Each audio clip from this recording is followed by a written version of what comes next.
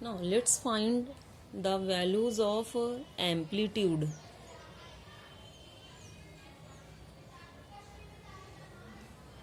जिसको हम डिनोट करते हैं ए से.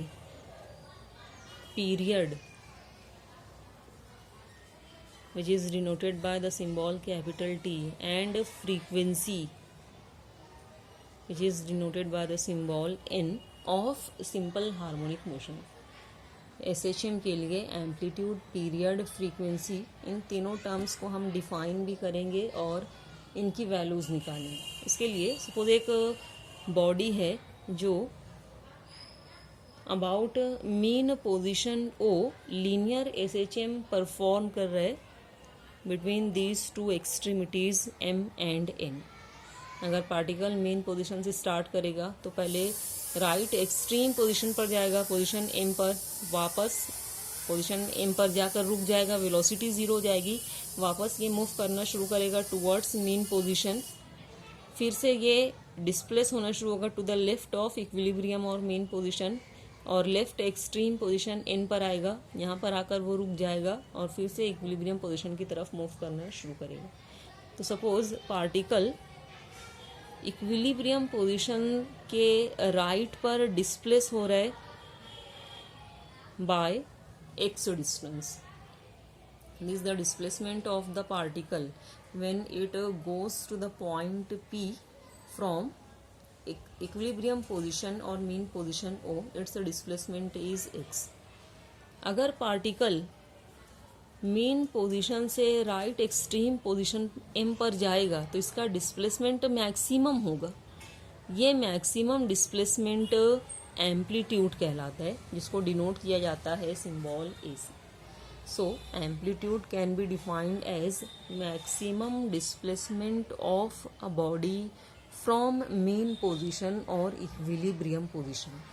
मेन पोजीशन से मैक्सिमम डिस्प्लेसमेंट बॉडी का एम्पलीट्यूड कहलाता है. तो डिस्प्लेसमेंट मैक्सिमम है और एम्पलीट्यूड की वैल्यू निकालने के लिए हमें डिस्प्लेसमेंट की वैल्यू मैक्सिमम पुट करनी होगी. डिस्प्लेसमेंट की इक्वेशन में डिस्प्लेसमेंट की इक्वेशन क्या थी? x equal to a sine of omega t plus phi. ये डिस्प्लेसमेंट की इक्वेशन थी. तो डिस्प्लेसमेंट मैक्सिमम होगा कब? जब sine omega t plus phi की वैल्यू मैक्सिमम होगी. साइन की मैक्सिमम वैल्यू कितनी होती है? आइदर +1 और -1, यानी x की वैल्यू होगी equal to a. Displacement maximum होगा एम्पलीट्यूड के बराबर when sine of omega t plus phi is either equal to +1 और -1. तो मैक्सिमम डिस्प्लेसमेंट क्या हो जाएगा? जब साइन ओमेगा t की वैल्यू +1 होगी तो डिस्प्लेसमेंट हो जाएगा +a. जब साइन ओमेगा t की वैल्यू -1 होगी, -1 इंटू a, तो डिस्प्लेसमेंट हो जाएगा -a. So displacement can be defined as the maximum amplitude can be defined as the maximum displacement of a particle performing SHM from mean position. Now let us see what is the period of SHM. Period क्या होता है? Time taken to complete one oscillation. What is oscillation? जब कोई particle oscillatory motion perform करता है तो वो एक जैसे मोमेंट्स के सेट बार बार रिपीट करते हैं. For example in this case जिसमें बॉडी मूव कर रहा है about mean position O between these two extremities M and N. अगर पार्टिकल मीन पोजीशन से स्टार्ट करता है तो पहले ये एक्सट्रीम पोजीशन पर जाएगा. पहली मोमेंट क्या हो जाएगी? OM. एक्सट्रीम पोजीशन से वापस ये मेन पोजीशन पर जाएगा, उसकी मोशन हो जाएगी अलोंग MO. यहाँ पर वेलोसिटी मैक्सिमम होगी और इनर्शिया की वजह से ये मूव करना शुरू करेगा लेफ्ट एक्सट्रीमिटी की तरफ. तो नेक्स्ट मोमेंट हो जाएगी अलोंग ON. यहाँ पर जाकर वो रुक जाएगा, वेलोसिटी ज़ीरो हो जाएगी, फिर से ये इक्विलिब्रियम पोजीशन की तरफ मूव करना शुरू करेगा और मोशन होगी अलोंग NO. इस तरीके से ये 4 स्टेप्स में ये एक मोमेंट का सेट कंप्लीट करेगा. एक सेट में कितनी पाथ है? OM, then MO, then ON and last path NO. इस तरीके से ये 4 पाथ्स जब ये कवर करेगा तो इसका एक ऑसिलेशन, एक मोमेंट का सेट कंप्लीट होगा। ऐसे ही मोमेंट्स के सेट को वो बार बार परफॉर्म करेगा, बार बार रिपीट करेगा। अगले सेट में फिर से वो वही पाथ फॉलो करेगा, O M, then M O, then O N, and again from N O. इस तरीके से वापस जहाँ से उसने अपनी मोशन स्टार्ट की थी वहाँ पर आ जाएगा। तो जब ऑसिलेटरी मोशन कोई पार्टिकल परफॉर्म करता है तो एक जैसी मोमेंट्स के सेट ये बार बार रिपीट करता है और एक सेट ऑसिलेशन कहलाता है। इन तमाम मोमेंट्स का, एक जैसे मोमेंट्स का जो सेट होता है उनमें से एक सेट ऑसिलेशन कहलाता है। और एक ऑसिलेशन को कंप्लीट करने के लिए पार्टिकल को जो टाइम लगता है that is called periodic time और सिंपली पीरियड। एक ऑसिलेशन को कंप्लीट करने के लिए पार्टिकल को जो टाइम लगता है that is called periodic time. तो पीरियड की वैल्यू निकालने के लिए हम फिर से डिस्प्लेसमेंट की इक्वेशन लिखेंगे। डिस्प्लेसमेंट की इक्वेशन क्या थी? x equal to a sine of omega t plus phi. Suppose this is the equation of displacement of the particle at the time t, at the instant of time t displacement की value ये है। After a further 2 pi upon omega time, 2 pi upon omega और time गुजरने के बाद particle का displacement कितना होगा, यानी कितने इंस्टेंट पर डिस्प्लेसमेंट निकालना है हमें, t plus 2 pi upon omega. t time के बाद जब 2 पाई अपॉन ओमेगा और इतना टाइम गुजरेगा तो पार्टिकल का डिस्प्लेसमेंट कितना होगा, यानी at a time t plus 2 pi upon omega the equation for displacement will be x equal to a sin of omega into t की वैल्यू अब क्या पुट करोगे, t plus 2 pi upon omega plus phi. we will derive the equation for displacement after 2 pi upon omega time. Bracket को open करेंगे, omega से multiply करेंगे, displacement की equation हो जाएगी x equal to a sine of omega into t plus omega into 2 pi upon omega. यहाँ पर omega cancel हो जाएगा, क्या बचेगा, 2 पाई प्लस फाई। टर्म्स को रीअरेंज करेंगे, इक्वेशन हो जाएगी डिस्प्लेसमेंट की x equal to a sine of omega t plus phi plus 2 pi. Phi को ओमेगा टी के साथ लिख देंगे plus 2 pi. We will treat omega t plus phi as theta, और हमें मालूम है sine of theta plus 2 pi कितना होता है, इट इज साइन थीटा। यानी sine of omega t plus phi plus 2 पाई किसके बराबर होगा, this will be equal to sine of omega t plus phi. Sine theta plus 2 pi sine theta के बराबर होता है, इसलिए sine of omega t plus phi plus 2 pi it will be equal to sine of omega t plus phi. This equation is same as the equation of displacement at the instant t। At the time t displacement की equation क्या थी, x equal to a sine of omega t plus 5, and this the equation of displacement after 2 pi upon omega time और at t plus 2 pi upon omega. इस instant पर ये displacement की equation है, और चूंकि दोनों इक्वेशन सेम है, this is the equation of displacement at the instant t and this is the equation of displacement at the instant t plus 2 pi upon omega।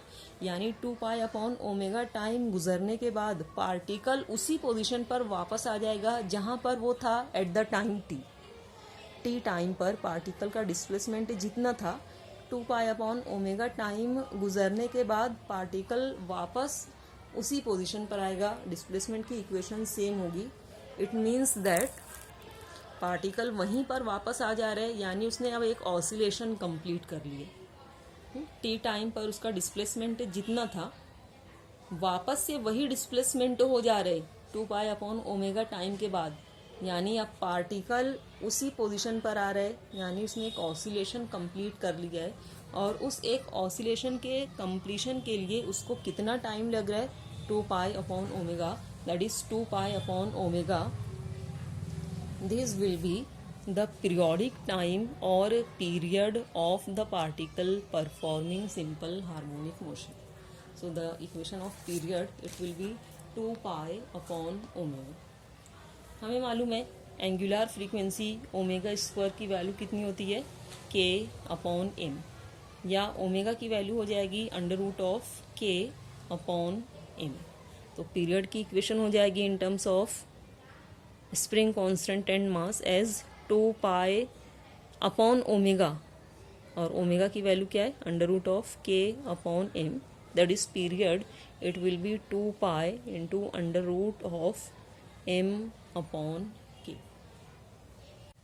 Now the angular frequency omega square, it is since equal to k upon m, therefore omega will be equal to under root of k upon m. यहाँ पर k spring constant या force constant है, और k की value क्या है, f is equal to in case of linear SHM magnitude में kx के बराबर है, इसलिए फोर्स कांस्टेंट के हो जाएगा f upon x. It is force per unit displacement. Force constant is force per unit displacement. k की वैल्यू पुट करेंगे एंगुलर फ्रीक्वेंसी की इक्वेशन में as force per unit displacement f upon x upon m. So angular frequency omega it will be equal to under root of f upon m into x. But what is f upon m? Force upon mass. Force is equal to mass into acceleration. Therefore acceleration will be f upon m. तो angular frequency की equation हो जाएगी omega equal to under root of a upon x. That is angular frequency. It will be acceleration per unit displacement. It will be under root of acceleration per unit displacement. So period in terms of acceleration per unit displacement will be t equal to 2 pi upon omega, और omega की value है equal to under root of acceleration per unit displacement. So this is the period of simple harmonic motion. Now let us see what is the frequency. Frequency of SHM, which is denoted by n, it is nothing but the number of oscillations completed in 1 second. एक second में body performing SHM कितने oscillations complete कर रहे हैं, that is the frequency. That is frequency will be the reciprocal of period, और since period is 2 pi upon omega, frequency will be equal to omega upon 2 pi. और omega की value क्या है, omega it is equal to under root of k upon m. Omega angular frequency it is under root of k upon m, इसलिए frequency की equation हो जाएगी 1 upon 2 pi into omega की value क्या है, under root of k upon m. This is the equation of frequency in terms of a force constant.